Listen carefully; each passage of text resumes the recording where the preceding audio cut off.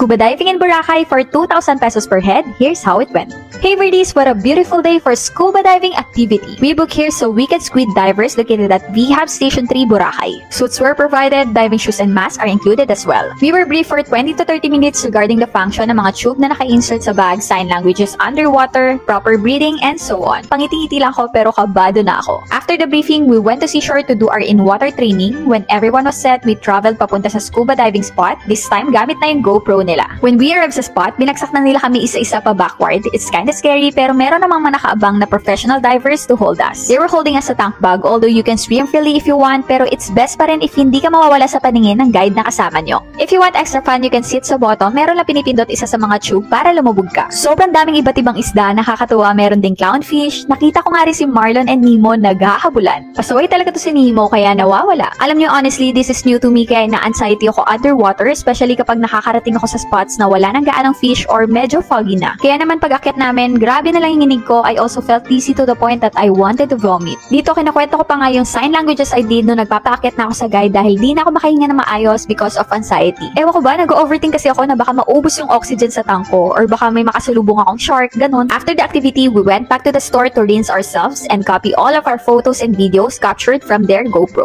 Yes, photos and videos are already included sa kanilang package. Rate nila ay nakadepende kung ilan kayo magkakasama. In our case, we are 6 and we got it for 2,000 pesos per head. The more the cheaper, kaya naman isama na ito in your barkada activity list for your future Boracay trip.